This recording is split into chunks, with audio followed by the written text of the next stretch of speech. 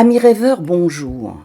Pour ce mois de vacances pour certains, Philippe et moi vous proposons un peu d'évasion avec la découverte de différents contes tibétains.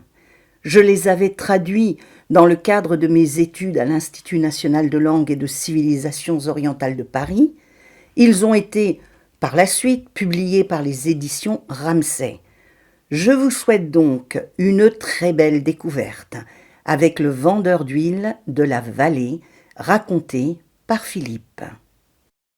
Dans la bouche de chaque Tibétain, il y a une chanson. Le jeune vendeur d'huile de la vallée. Il était une fois, il y a très très longtemps, un jeune vendeur d'huile d'une région appelée la vallée tibétaine. Tous les gens qui le connaissaient l'appelaient le vendeur d'huile de la vallée. Une année, il y eut une si belle et importante récolte qu'il quitta sa région pour aller vendre son huile très loin de sa vallée d'origine. Partout où il passait, il entendait la même histoire. Les gens lui parlaient sans cesse d'une belle et mystérieuse jeune femme qui vivait avec sa mère dans une des régions lointaines de la Chine. Les personnes que le vendeur d'huile rencontrait disaient à propos de cette jeune chinoise qu'elle était d'une si grande beauté qu'elle ne pouvait pas être une jeune femme ordinaire, mais une déesse venue sur terre pour éprouver tous les jeunes hommes qu'elle croisait. Cette histoire était connue de tous ceux que le vendeur d'huile rencontrait. Et à chaque fois que le jeune homme les écoutait raconter cette histoire, il se demandait à quoi pouvait bien ressembler le cœur d'une jeune femme aussi parfaite. Il se disait également qu'il pourrait s'en faire une meilleure idée s'il la voyait, ne serait-ce qu'une fois. C'est ainsi que l'idée de partir pour la Chine s'ancra dans son esprit et qu'un beau matin il prit le chemin de la contrée lointaine où habitait la jeune beauté. En Chine, le voyage fut difficile. Il eut faim et froid. Il eut également de grandes difficultés pour se faire comprendre, car il ne parlait pas la langue du pays. Il continua néanmoins sa route et ne se découragea pas malgré les obstacles. Quand le jeune homme posait des questions, en tentant de se faire comprendre, les villageois à qui il s'adressait se moquaient de lui, et certains même venaient à l'humilier. Mais un beau jour, tant bien que mal, il finit par arriver devant la maison de la jeune femme et de sa mère. Il frappa à la porte d'entrée et appela « Wahé, Wahé !» Une vieille femme se présenta à la porte et répondit « Wahé, que veux-tu, jeune homme, et que cherches-tu » Le jeune vendeur d'huile de la vallée dit avec un grand respect en s'adressant à la mère de la jeune femme. « Qui, chère mère, ne vous fâchez pas.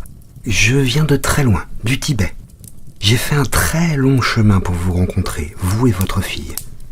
Et je vous demanderai d'avoir la gentillesse de m'offrir l'hospitalité pour la nuit. » Et il lui expliqua en détail les raisons de son voyage. La vieille femme, touchée par le récit du jeune homme, éprouva une grande compassion. Elle lui souhaita la bienvenue de bon cœur, accepta de lui offrir l'hospitalité, et le fit entrer chez elle, et fut aux petits soins pour lui.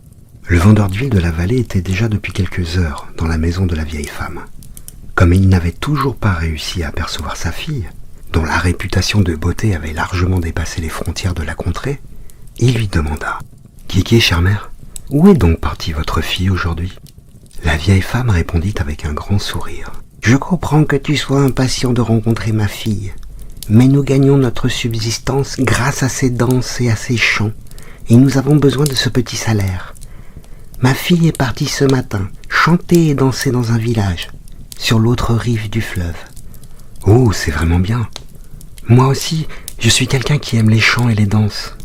Votre fille et moi avons les mêmes goûts, semble-t-il. » Et il resta devant la fenêtre à guetter l'arrivée de la jeune fille. Tandis que le soleil commençait à descendre à l'horizon, et que le jeune homme aidait la vieille femme à mettre du bois dans l'âtre, quelqu'un frappa à la porte. La vieille femme sourit, se tourna vers le vendeur d'huile et dit « Wahé, ma fille est revenue. Va vite ouvrir la porte, jeune homme. »« D'accord, avec un grand plaisir, répondit le jeune homme. La mère n'eut pas besoin de lui demander plusieurs fois. Il bondit vers la porte d'entrée, le cœur empli d'allégresse, et l'ouvrit à toute volée. Le jeune homme resta bouche bée et regarda de la tête aux pieds la jeune femme à laquelle il avait ouvert. Il était subjugué par la beauté irréelle de la belle, et obtint des réponses à toutes les questions qu'il s'était posées lors de son long périple. En effet, Le vendeur d'huile constata que l'esprit de la jeune femme qui se tenait devant lui était doux et pur, comme du coton, et que son visage rayonnait d'un éclat semblable à la pleine lune, et que son corps était souple et mince comme du bambou. Elle était encore plus ravissante que tout ce qu'il avait pu imaginer. Le jeune vendeur d'huile de la vallée tibétaine tomba éperdument amoureux de la jeune femme. Étonné, debout, devant lui, il la mangeait des yeux, incapable de bouger, de peur de rompre le charme qui le retenait prisonnier. Ses joues s'étaient enflammées d'un tel désir qu'il avait du mal à cacher son embarras. « Hé, Maro, de ma vie, je n'ai jamais vu une jeune femme aussi splendide et parfaite, marmonna-t-il entre ses dents en tentant de se ressaisir. La fille de la vieille femme, qui lui avait offert l'hospitalité, le dévisageait avec curiosité et pensa « Je ne connais pas cet homme. D'où vient-il? Que fait-il dans ma maison ?» Surpris et quelque peu effrayé, elle finit par lui demander, un peu abruptement, « Wahé, jeune homme, que fais-tu dans la maison de ma mère et d'où viens-tu ?»« Qui est, chère et splendide jeune femme? Ne te mets pas en colère. Je suis venu de l'ouest, du pays des neiges, spécialement pour te rencontrer. J'ai entendu parler de toi par-delà les frontières, et j'ai parcouru tout ce chemin pour faire ta connaissance, » répondit-il en souriant et en accomplissant quelques courbettes. Ce garçon semble humble et respectueux. Il est venu de très loin spécialement pour me voir. Je dois prendre cela en considération.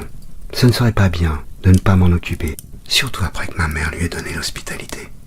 Elle doit avoir de bonnes raisons pour cela, pensa-t-elle. Elle se calma, changea légèrement d'attitude, s'adoucit et lui demanda « Qui est ?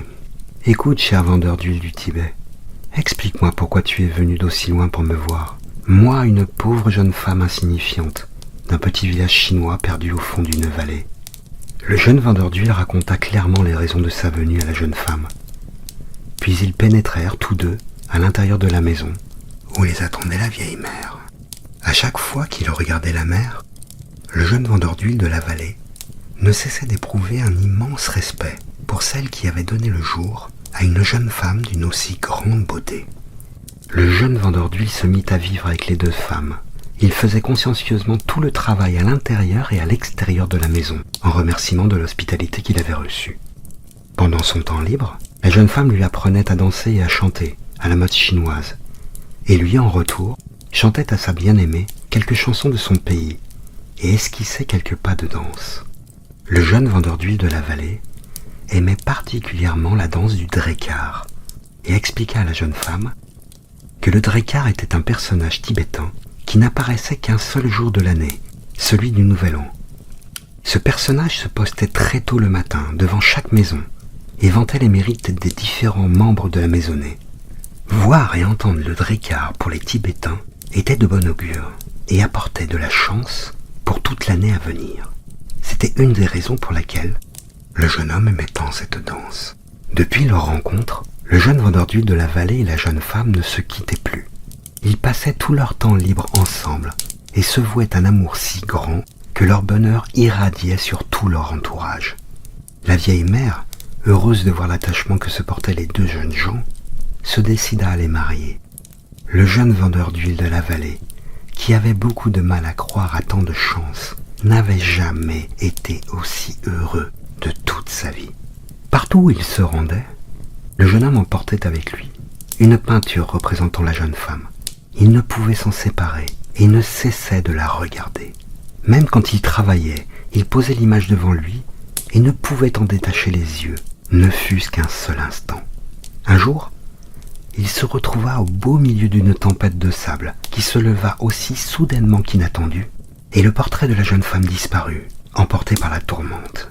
Le jeune vendeur d'huile se mit à fouiller l'endroit. Il eut beau chercher encore et encore, dans les moindres recoins, le portrait de sa bien-aimée. Celui-ci demeura perdu, à son grand désespoir. Comment pouvait-il espérer retrouver un portrait que la tempête avait emporté? Le jeune vendeur d'huile était très triste et abattu, car il pensait que la disparition du portrait de sa belle épouse était un bien mauvais présage pour lui.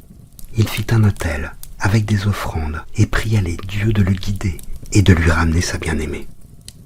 Le portrait de la jeune femme parcourut, porté par les vents, une très longue distance, jusqu'à un autre pays. Dans ce pays, il y avait une grande ville, au milieu de laquelle se trouvait le palais d'un roi. L'image de la jeune femme tomba sur le sol, devant le trône du roi qui assista très étonné à la chute du portrait. Surpris, le roi se leva et s'empara de la peinture représentant la jeune femme. « Eh, Maho, dans quel pays peut bien habiter cette superbe jeune femme ? Moi, le roi de cette contrée, j'ai 2500 épouses. À chaque fois, j'ai choisi une épouse pour les 100 femmes que l'on m'avait présentées, et lorsqu'elles constituaient un groupe de 1000 femmes, toutes plus belles les unes que les autres, j'en choisissais une parmi les 1000. Mais si je devais comparer mes épouses à la femme qui se trouve sur le portrait, je serais obligé de dire qu'elles ressemblent toutes à des truies. » Le roi n'eut plus qu'une seule pensée en tête et qu'un unique objectif: tenir dans ses bras la jeune femme du portrait et faire d'elle sa première épouse. Il ordonna sur le champ à tous ses ministres de lui amener dans un délai de 3 jours la jeune femme dont il était tombé amoureux. « Si vous n'y parvenez pas, je vous trancherai le cou à l'aide d'une épée. » Comme le roi avait perdu la tête, après avoir vu le portrait de la jeune beauté, les ministres s'empressèrent de lui obéir. Ils prirent l'image de la jeune femme, en firent des copies, et suivant les ordres du roi, s'éparpillèrent dans les 4 directions à sa recherche. À la fin de leur 2e journée d'investigation, les ministres réussirent enfin à mettre la main sur la jeune femme, qui refusa de les suivre en tentant de s'échapper. Les hommes du roi, de peur de se voir condamnés à mort, s'emparèrent d'elle sans ménagement et la menèrent de force devant leur monarque. Le jeune vendeur d'huile qui se dirigeait vers la maison de sa bien-aimée apprit la nouvelle. Il se précipita à la poursuite des ministres qui avaient enlevé sa femme et parvint à la ville où se trouvait le palais du roi. Le jeune homme faisait les 100 pas autour du bâtiment en pensant que toute cette histoire s'annonçait vraiment mal pour lui. Il regardait désespérément les fenêtres du palais en essayant de trouver un moyen de parvenir jusqu'à sa bien-aimée pour la délivrer. Après avoir attendu plusieurs jours près de l'enceinte du palais sans avoir mangé, le jeune vendeur d'huile de la vallée tibétaine se rendit sur la place du marché pour y acheter un peu de nourriture. Il errait l'âme en peine pendant qu'il mangeait distraitement son repas, quand il aperçut sur un mur une publication officielle annonçant la célébration du mariage du roi et de sa bien-aimée. Le jeune homme, désespéré après la lecture de ce document, jeta sa nourriture sur le sol et se mit à pleurer. Pendant qu'il exprimait ainsi sa peine, il entendit des gens qui se trouvaient près de lui dire que toute personne sachant chanter et danser était invitée à assister à la cérémonie. En entendant cela, le jeune vendeur se dit « Je sais que tout est de ma faute, mais je veux revoir coûte que coûte, ne serait-ce qu'une seule fois, le visage de ma bien-aimée avant de mourir. Je vais donc pénétrer dans ce palais comme danseur et essayer de trouver un moyen de la délivrer. Dussé-je y laisser la vie ?» Comme sa belle épouse lui avait enseigné des chants et des danses chinois, et qu'il connaissait parfaitement bien la plupart des chansons et des danses tibétaines, les gardes du palais le laissèrent entrer sans difficulté dans la salle de réception pour la célébration du mariage. Au cours de cette immense réception, faite en l'honneur du mariage du roi et de sa bien-aimée, le jeune homme se leva au beau milieu des invités, tenta le tout pour le tout et entonna un chant clair et mélodieux. Tieke sur les dieux sont victorieux, aujourd'hui est un jour vraiment très bénéfique. La plus belle et la plus somptueuse des réceptions se tient en ces lieux. Je suis celui que l'on nomme le Drekar, et ce que je désirais s'est accompli. La reine qui a le visage et le corps d'une déesse m'est aperçue. Ah ah ah, maintenant je peux réellement dire que tout ce que je désirais a été exaucé. Quand le Drekar se mit à danser, la jeune femme n'eut plus un seul doute. Elle sut qu'il était son mari bien-aimé, et des larmes jaillirent de ses yeux sans qu'elle ne pût les retenir. Quel bonheur de voir mon mari ici. Je n'ai plus qu'une seule envie, tout oublier, lui sauter au cou et me serrer contre lui. J'aimerais tant lui parler de ma détresse et lui montrer la grande tristesse que je ressens et qui réside au fond de mon cœur. J'ai besoin de lui dire à quel point notre séparation m'a anéanti. Elle était triste d'être éloignée de son mari, mais heureuse de voir qu'il avait réussi à parvenir jusqu'à elle. Puis elle commença à trembler, en pensant qu'elle pourrait à nouveau le perdre, et se ressaisit en se disant qu'elle devait à tout prix se contrôler et ne rien laisser paraître. Elle se mit à réfléchir aux moyens de sortir de cette situation. Toutes ces réflexions amenèrent la jeune femme à changer d'attitude. Jusque-là, son visage était fermé et hostile, et affichait ostensiblement de la colère et du dégoût.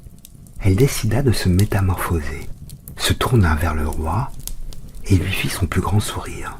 À partir de ce moment-là, elle se montra avenante, calme et sereine envers le roi, et veilla à ce que son verre soit continuellement rempli de tchang, une boisson alcoolisée à base d'orge fermentée, semblable à de la bière.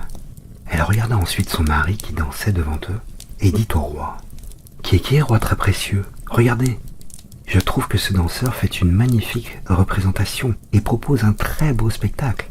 Qu'en pensez-vous ? Je n'ai jamais vu quelqu'un chanter et danser aussi bien. » Le roi n'appréciait absolument pas la démonstration du Drekar. Pour plaire à sa jeune reine, à qui cette danse plaisait plus que tout, il s'efforça de regarder tout le spectacle. La reine était d'une telle beauté qu'il ne pouvait rien lui refuser. Il fit semblant d'apprécier et dit à la jeune reine « Ne trouvez-vous pas que ce Drekar a la langue bien pendue ? Il ne cesse de chanter et de déclamer. J'en ai connu des plus silencieux. J'ai vu de nombreux spectacles depuis que je suis roi. Vous devez me croire, ma chère. Vous êtes très jeune et vous en verrez d'autres, bien plus beaux que celui-ci. Je pense que tout le monde peut danser et bouger comme ce Drekar. Vous ne vous en rendez pas compte du fait de votre jeunesse. Mais il est plutôt ordinaire. Croyez-moi, tout le monde en est capable. » La jeune femme rit de bon cœur et dit au roi « À mon avis, vous feriez mieux de laisser les hommes ordinaires de côté.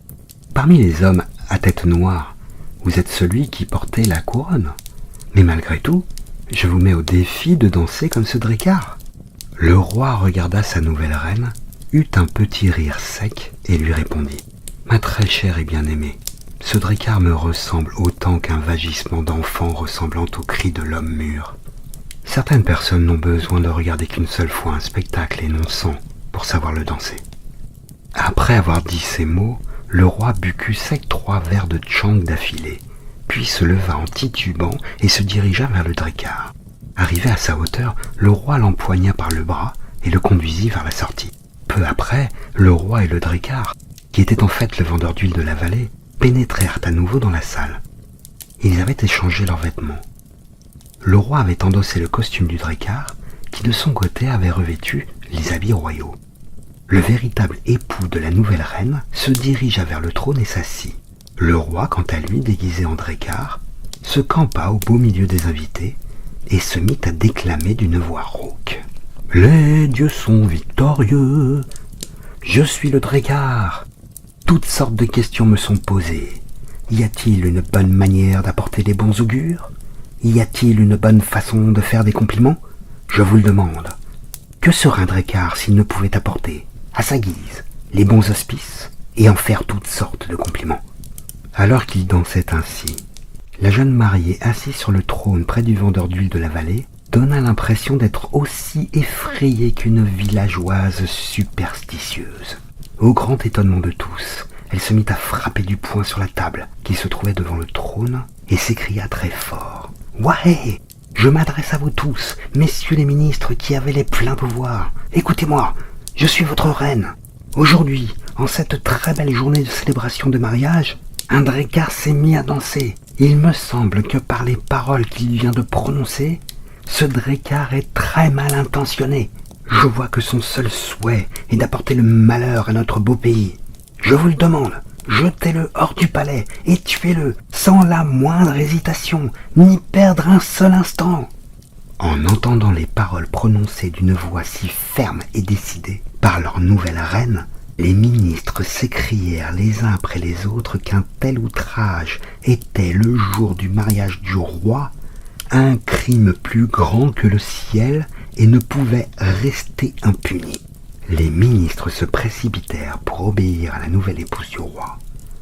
Ils emportèrent sans le moindre ménagement hors du palais comme elle leur avait demandé le véritable roi qu'il se trouvait toujours sous le déguisement du Drakkar.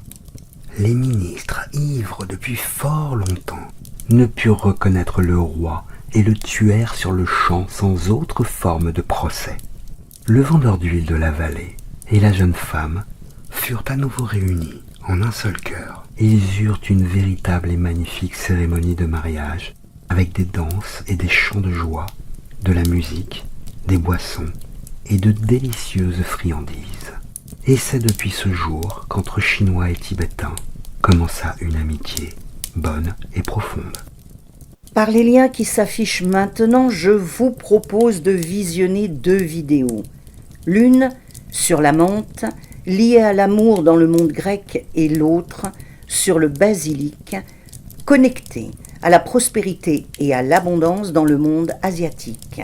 Rêvons et voyageons ensemble.